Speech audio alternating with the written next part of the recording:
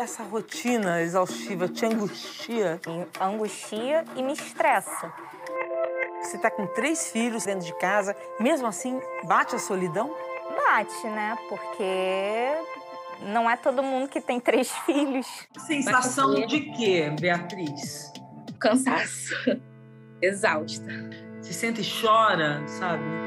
Choro, corro pro banheiro, boto eles pra dormir, corro pro banheiro, vou tomar meu banho chorando. Eu sinto um sufoco, sufocada. Dá uma sensação de solidão? Dá. Muita. Tá. Parece que eu tô só no mundo. Parece que o mundo é imenso e só tem eu e meus filhos. Mães estão adoecendo por estafa e exaustão. Realidade que faz cada vez mais mulheres desistirem da maternidade porque não estão dispostas a se submeter às cobranças que chegam junto com os filhos. Parece que a minha cabeça nunca para. Eu fico o tempo todo. Tem que lavar roupa, tem que lavar roupa das crianças, porque tá faltando calça, porque tá frio. 5h30, 6 horas da manhã, eu já levanto e já começo a preparar as crianças, os 2 mais velhos, para a escola. Dar banho, ver roupa. Na volta é a hora que eu passo na padaria e começo a cuidar da pequena. E começo a fazer a rotina da casa. Busco os 2 mais velhos na escola 1h30 e chego em casa por volta das 2 horas da tarde. Aqui a rotina é, a gente acorda 6 horas da manhã, arruma eles, levo para a escola uma média de 7, 7h30, deixo eles, volto, me arrumo, vou para o trabalho, faço o que tem que fazer, reunião, volto umas 6h30, pego eles na escola e começa outra rotina aqui em casa. É preciso ser a mãe infalível. E não é qualquer mãe, não. É a mãe ideal. Tão ideal que ela precisa preparar filhas e filhos para o sucesso e atender a demandas inatingíveis vindas de todos os cantos. Da redação do G1, eu sou Natuza Neri e o assunto hoje é burnout materno. Um episódio para entender por que o modelo atual de maternidade é considerado insustentável, quais as consequências para a saúde mental das mulheres e os caminhos possíveis para mudar. Eu converso com a psicanalista Vera Iaconelli, doutora pela USP e diretora do Instituto Gerard de Psicanálise. É autora do livro recém-lançado Manifesto Antimaternalista, Psicanálise e Políticas da Reprodução. Segunda-feira, 18 de setembro. Vera, por que você diz que o modelo atual de maternidade está em colapso e como é que as mães estão chegando no consultório? Qual é a situação atual? Bom, as mães estão chegando no consultório adoecidas, incapazes de dar conta de um modelo no qual se acumula a economia de cuidados, né, que lhes cabe historicamente, desde a divisão sexual do trabalho, que ficou para as mulheres a economia reprodutiva e para os homens o trabalho remunerado, né, no espaço público. Então elas estão chegando, acumulando essas 2 funções depois de todo esse tempo, desses séculos, e mais recentemente, com outras questões próprias da nossa época, elas são as provedoras financeiras dos lares e são também as responsáveis pelo cuidado dos filhos, do marido, dos irmãos, dos pais que ficaram velhos. Então, ao invés da gente trocar um pouco os papéis e cada um fazer um pouco, as mulheres só acumularam e, não podendo dar conta de tudo isso, estão adoecendo. Agora, esse não é um assunto que compete só a nós mulheres, né? A gente está adoecendo nessa condição por questões que atravessam a cultura, que atravessam as desigualdades. Eu queria entrar um pouco mais contigo para falar de um sintoma ou de uma síndrome chamada de burnout materno. Queria muito aproveitar a tua presença aqui para isso. E aqui eu te peço para falar dele nos extremos da sociedade, porque já que a gente fala de maternidade, a gente fala de maternidade na base da pirâmide social e de maternidade no topo dessa pirâmide social. Quando você diz que as mães estão adoecendo, você está falando justamente desse burnout materno, certo? Exatamente. Então, quando a gente pensa que a responsabilidade da sociedade é cuidar das próximas gerações, porque nós dependemos das próximas gerações, e quando a gente determina historicamente que cabe às mulheres esta função, você acaba tendo um sistema de pirâmide no qual a mulher que pode pagar uma outra mulher vai ter o serviço dessa cuidando dos próprios filhos, e os filhos dessa vão estar, vamos dizer, aspas, descuidados, ou seja, sem um adulto ali para estar com eles. Sabe-se lá como ficam essas crianças, às vezes com os irmãos mais velhos, às vezes com o vizinho, não sabemos, né? E a gente tem, como cereja do bolo desse arranjo que não funciona, a crença das próprias mulheres, aí que entra a psicanálise e a ideologia maternalista, que eu tento denunciar no texto, a crença de que as mulheres elas estão falhando, e não que o modelo é anacrônico e colapsado. Elas chegam no consultório dizendo: se eu me esforçar mais, eu não sou uma boa mãe, eu deveria conseguir, porque a minha avó conseguia, porque a vizinha consegue. Na verdade, ninguém nunca conseguiu. Sempre houve sofrimento e adoecimento das crianças, das famílias, das mulheres, mas as mulheres encamparam uma fantasia de que cabia a elas e elas correm atrás. A proporção de mulheres chefes de família aumentou praticamente em uma década, de 37% para 48%. A gente está falando de praticamente metade das famílias chefiadas por mulheres. Olha a distorção. A renda média dos homens é de R$ 1.200, quase R$ 1.300, e das mulheres aproximadamente R$ 700. Significa que mulheres ganham aproximadamente metade dos homens. Então, elas vão tentando dar conta disso, e aí vem o burnout, porque o burnout não é só o excesso de trabalho, de demandas. O burnout também é o quanto você se identifica com essa demanda insana que colocam sobre você, né? Você acha que está faltando alguma coisa em você e não que o modelo está errado. E aí a gente entra numa espécie de idealização também, né?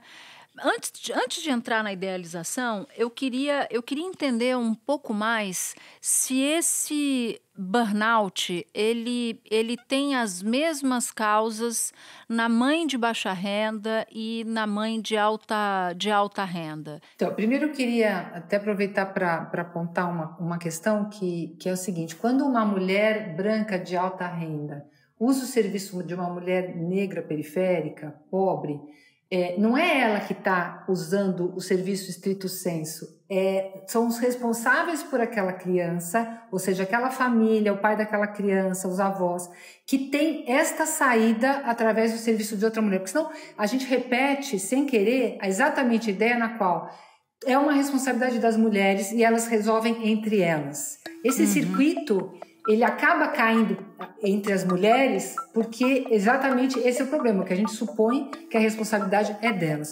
Ele é vivido classe a classe de formas bem diferentes. A mulher de alta renda tem o recurso de ter uma rede de apoio, ter um serviço de saúde melhor, ter acesso a uma série de coisas que a mulher de baixa renda não tem.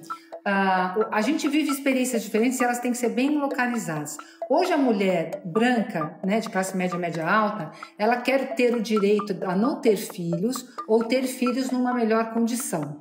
A mulher pobre periférica quer simplesmente ter o direito à maternidade, porque a gente vive numa situação na qual essas mulheres pobres, elas acabam tendo uma experiência de vulnerabilidade social que, ao invés do Estado aparecer para ajudá-las, vem para penalizá-las e muitas vezes tirar a guarda parental dos filhos, né? Porque são mulheres que acabam não podendo levar os filhos à escola, ou levam os filhos à escola, mas eles vivem, não têm roupas, não têm acesso à saúde, e aí chega, por exemplo, o Conselho Tutelar e fala: você está sendo negligente com o seu filho, nós vamos tirar o seu filho de você. Então são realidades muito diferentes, mas eu não diria que tem alguém que não está sofrendo nessa conversa, né? Porque, de alguma forma, cada uma no seu quadrado está sendo penalizada por uma ideia na qual a sociedade inteira imagina que cabe à mulher o cuidado da próxima geração, que vai render, né? Vai render a sociedade inteira, ou seja, vai ser aquilo que permitirá que a gente, por exemplo, não tenha um déficit demográfico e tenha a possibilidade de, na velhice, ser substituído, né, pela próxima geração. Então, aquilo que seria um problema social de todos nós fica sobre a guarda das mulheres. Então, todas estão, de alguma forma, ou adoecendo ou simplesmente desistindo de ter filhos. Eu queria que você definisse para a gente um termo que você usa no seu livro, que é a mãe padrão ouro. O que é essa mãe? O que define essa mãe? Então, quando você fala em idealização da maternidade, né, que é um termo que a gente usa bastante e que é onde começa essa ideia, né, de que ser mãe é um grande valor, que é a melhor coisa que uma mulher pode ser, uma mulher sem filhos é um jardim sem flores, e todas essas bobagens que começam com a modernidade e ficam piores na passagem do século XIX para o XX. Você está dizendo, bom, então mãe é tudo, né? Mãe é maravilhosa, é uma coisa sagrada. Mas depende da mãe, né, Natuza? Quer dizer, a mãe branca, cisgênero, heterossexual, casada, de classe média, média alta, ela é o padrão ouro. A mãe que é transexual, a mãe lésbica, a mãe solteira, a mãe pobre, a mãe negra, periférica, ela já é considerada uma mãe de segunda classe e ela é tratada como tal. Então a ideia é assim, vamos ajudar a mãe, mas qual mãe? A mãe branca, para que ela reproduza pessoas brancas na sociedade. E o que a gente faz com a mulher negra?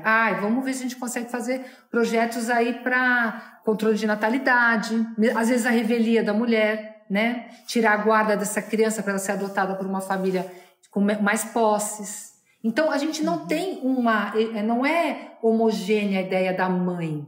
A mãe tem valores que repetem os valores de raça, de classe e até de gênero da nossa sociedade. E quando você fala de idealização da maternidade, logo me vem à cabeça um outro ponto que você trata no seu livro, que é a idealização dos filhos também desse modelo que você tão bem mostra, que é um modelo insustentável de maternidade, né? Porque joga no colo da mãe absolutamente tudo, inclusive o desejo de ser uma mãe perfeita. Exatamente. A partir lá do fim do século XIX, começo do século XX, continua, né, se dobra a aposta da ideia de que mulher é acima de tudo mãe, que essa é a grande missão da mulher, que todo o resto é secundário, mas que ela precisa trabalhar para se sustentar, porque ali a gente está exatamente nos períodos das grandes crises do proletariado, né, da pobreza. Então, fica uma equação sem saída, na qual a mulher tem que, ao mesmo tempo que ela sustenta muitas vezes a família, ainda tem que estar o tempo todo lá com os filhos. Essa equação do maternalismo que não tem saída, né? Só que agora, Natuza, a gente já vive outros atravessamentos, por exemplo, o atravessamento da ideologia neoliberal. E o que acontece aí? Acontece que essa mãe, além de tudo, ela tem que performar, né? Então ela tem que ser bonita, eternamente jovem, ter uma vida social, cuidar dos filhos, ser CEO de uma empresa, trabalhar dia e noite. Então, e ela tem que produzir filhos que também vão ser esses sujeitos que falam N línguas, que são super educados, que têm uma formação excepcional. Então a mãe tem que ser psicanalista, neurologista, professora. Tem toda uma ideia de performance extremamente individualista que você já tem que, sei lá, começar a ensinar mandarim para o teu filho com 5 anos de idade. A escola tem que ser trilíngue.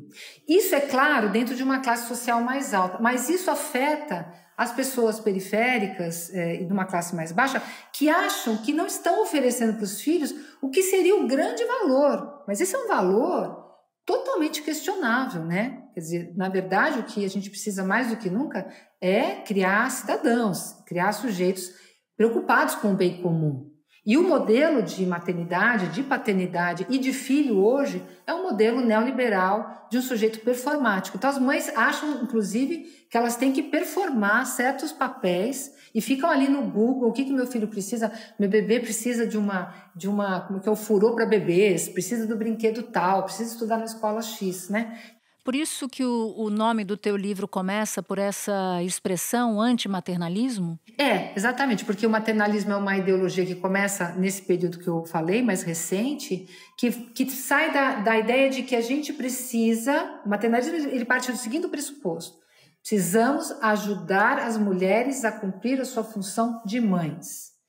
E a gente vai fazer com o bem-estar social, a gente vai fazer com a filantropia, um jeito para ajudar a mulher a fazer o seu papel de mãe. Parece muito bacana, em nome disso foram feitas coisas muito importantes, o livro trata dessas pioneiras do maternalismo, mas ele funciona como o marido que chega em casa, vê a pia cheia de louça e fala: mulher, eu vou te ajudar hoje, eu vou lavar a louça para você. Quer dizer, eu não tenho nada a ver com isso, a casa é sua, a louça é sua, é como se eu não morasse aqui, mas eu vou te ajudar a fazer a sua obrigação. Uma pesquisa divulgada pelo IBGE mostra uma sobrecarga para as mulheres. Depois que terminam a jornada no emprego, elas ainda trabalham em casa quase 7 horas a mais do que eles, em média, por semana. Então, a carga mental, a preocupação é toda da mulher. Os outros, o Estado, a empresa, a sociedade civil, eles vêm, o marido, eles vêm para ajudar a mulher a fazer o que se supõe que é só responsabilidade dela.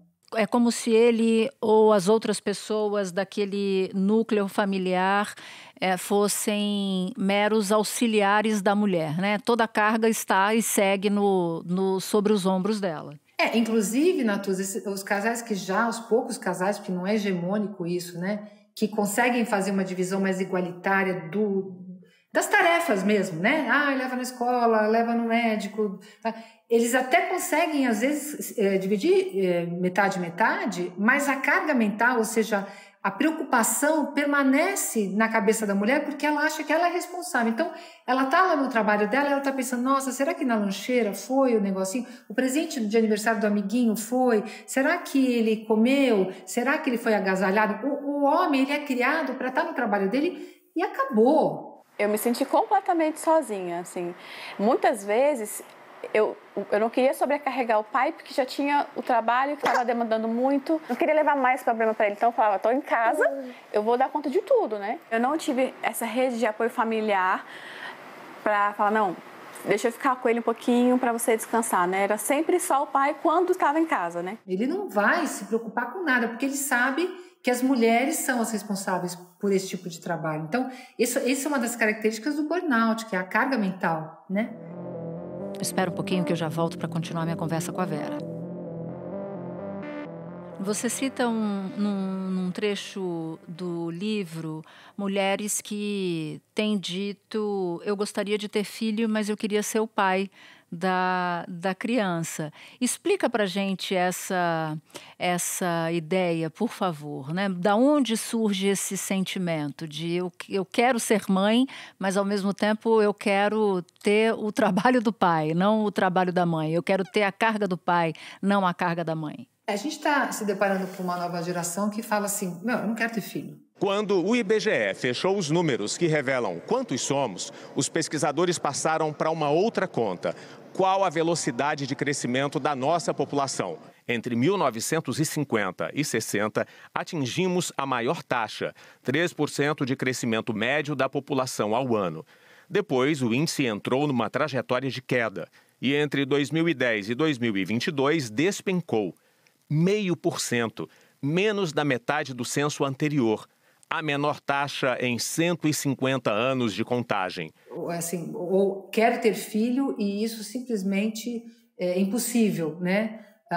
Gostaria de ter tido, sabe? Tem toda uma... Porque, claro, tem as mulheres que simplesmente não querem ter filho, tá tudo ok, mas tem as mulheres que até gostariam, mas que estão desistindo. Por quê? Porque elas dizem exatamente isso. Do próximo filho, eu gostaria de ser o pai. Ou seja, gostaria de ter descendência, que levasse meu nome, que fosse meu filho, que eu pudesse amar, que eu pudesse até cuidar e fazer um monte de coisas por ele, mas eu gostaria de poder também ter uma vida amorosa, sexual, trabalho sem a culpa, sem o peso, sem a sensação de que eu estou sempre em falta, com algo para o qual eu deveria estar 100% dedicada. Porque a ideia da maternidade, do maternalismo, é a mulher teria que estar 100% dedicada à maternidade e o trabalho é uma lástima que ela tem que fazer porque, ora, vejam só, né? Precisa, né? Um mal necessário. Só que hoje as mulheres querem ter carreiras, né? Então, como elas vão conciliar essa carreira com a ideia de que o trabalho é uma lástima e que, de fato, elas tinham que estar 100% com os filhos? Só se tornando pais, né? Você só entendendo que elas podem cuidar dos filhos sem ter que deixar de ser pessoas, né? Vera, você é mãe de 2 filhas. De alguma forma, a maternidade contribuiu para a decisão de fazer esse livro? Qual é a história por trás do livro? Sim, a minha experiência como mãe foi muito impactante para mim. Sempre gostei muito de trabalhar, sempre trabalhei muito e conciliar tudo isso era muito difícil, trazia muita culpa, trazia muitas questões. Eu também começo o livro contando uma história particular da minha família, a história da minha mãe, que foi adotada na maternidade, e como isso também tinha a ver com a questão do padrão ouro, né? Mãe que mãe, né? Então, eu até falo, né, que a gente não persegue material de pesquisa, o material de pesquisa nos persegue, né? Então, a questão da maternidade sempre foi uma questão muito importante para mim. E quando eu fui para a clínica, eu passei 30 anos ouvindo as mulheres no divã falando de culpa, de medo, de frustração, de arrependimento em relação à maternidade. E eu acho que foi a conjunção de tudo isso que me fez escrever, né? Agora, como é que sai desse padrão? E aqui acho que vale a pena dizer que, embora não seja algo homogêneo, mas ainda tem uma ideia de minoria, de homens que tentam furar esse bloqueio histórico, cultural, social. Mas como é que a mulher foge desse padrão? Como é que as pessoas que estão em volta da mulher, e aí podem ser o companheiro, a companheira, o pai, a mãe dessa mulher, pessoas próximas, como é que se foge disso? Porque é algo que me parece, a partir do que você nos conta, tão incrustado, tão congelado, que me parece difícil de furar, né, esse bloqueio.